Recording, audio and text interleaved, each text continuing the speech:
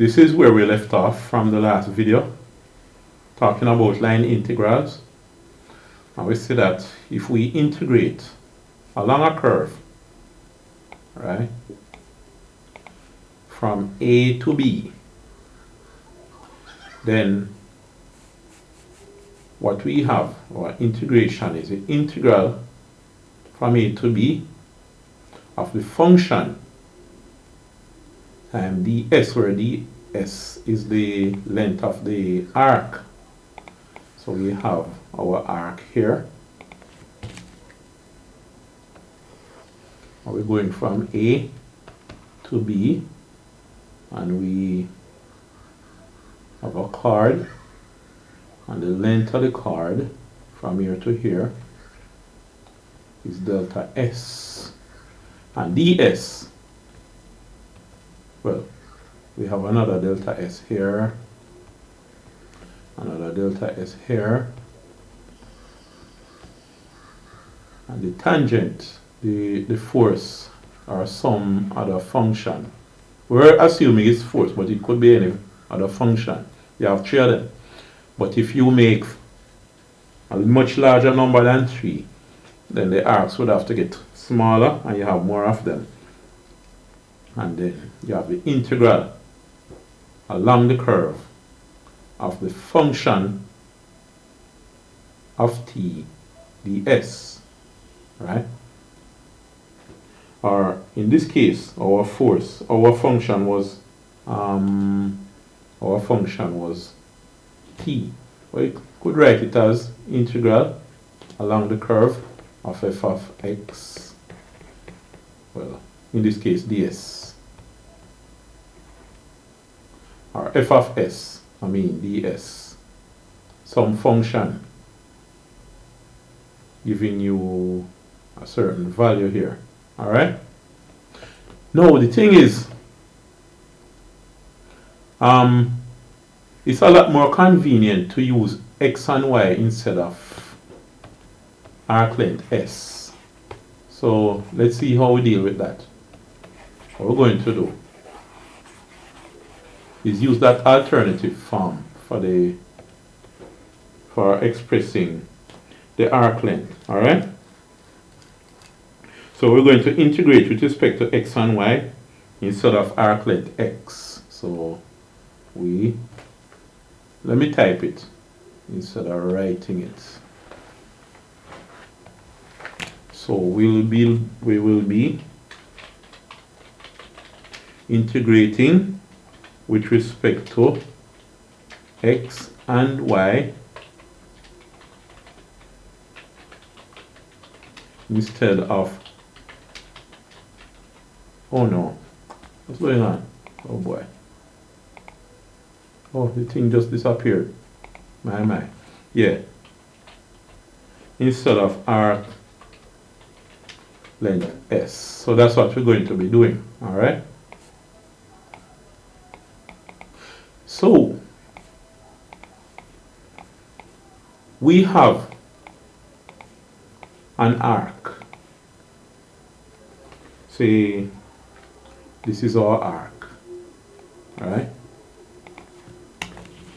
And we have the arc length. Say our arc length is from here to here.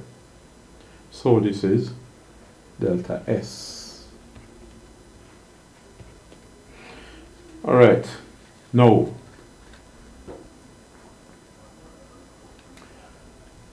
if we look at the tangent at this point, right, to represent, in this case, our force or whatever else we want to represent it, right, ft, we will see that this tangent can be broken up into its x component and its y component, right? So let's go down for the x component. Let's go, all right, let's do it like this, down for the y component, I should say. Let me just correct that. So this is we have the y component down, x component across. Good. Alright, so there we have it. Now, here, this would be our delta x, right? If this is our delta x, we have an x, a component in the x direction. Alright, so delta x is from here to here, and we have our delta y from here to here. We break up delta x into of the arc into a x component, or delta s. I keep writing x instead of s. I'm so used to writing s. This is the arc length, delta s. Good. Let me write it properly. Delta s. Good. This is the arc length. You can be broken up into two components. The horizontal components called delta x from here to here. You see that? And the vertical component from here to here, delta y. So we see that. Now, the force, it also has its component from here to here. Let's call it P. And then the y component goes from here to here. Let's call that Q. Alright? Now, the force has components P in the x direction and Q in the y direction. So what happens after this?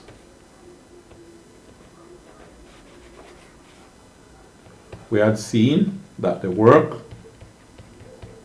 done is the integral from A to B of Ft times ds, force times distance.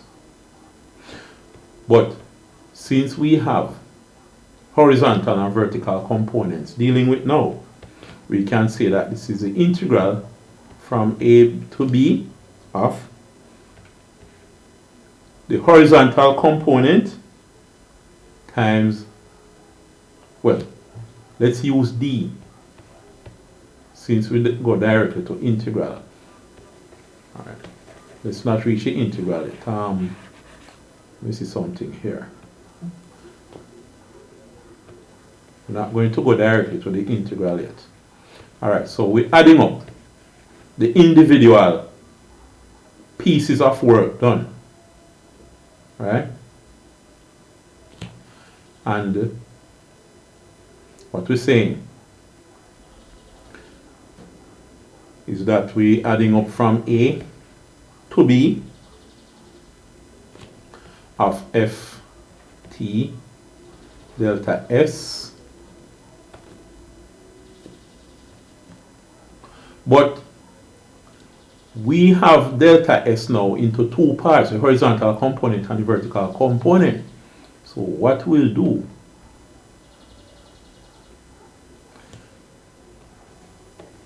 is look at, instead of having delta S, what we'll look at is the horizontal and vertical component.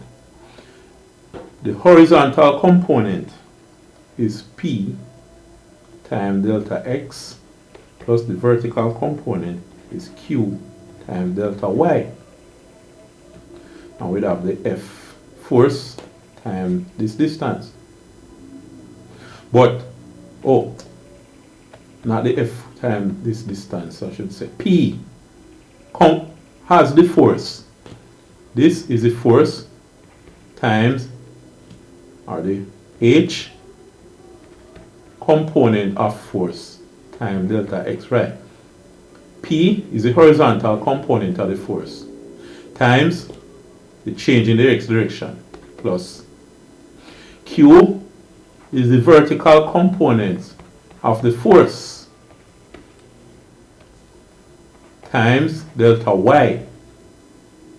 So the vertical component of F is Q times the distance delta y. So you see, instead of saying that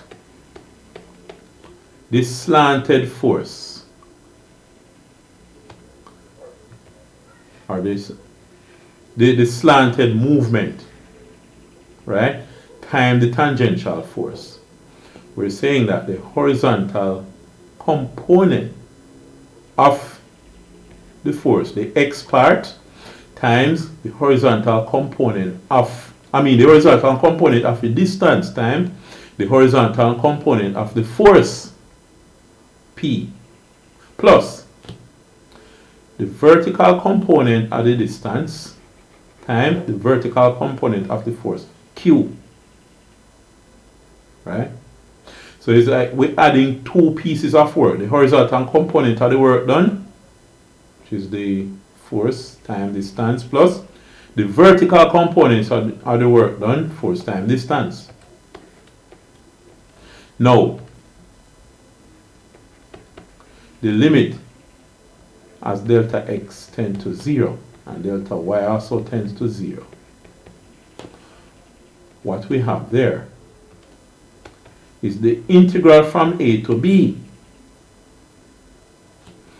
of p dx. So remember, the summation sign turns to the integral sign. The delta x turns to dx, and the delta y will turn to dy here. Alright? So you see that? So it's plus q dy. Alright? So that's the alternative form that we'll be using. Now remember, P and Q are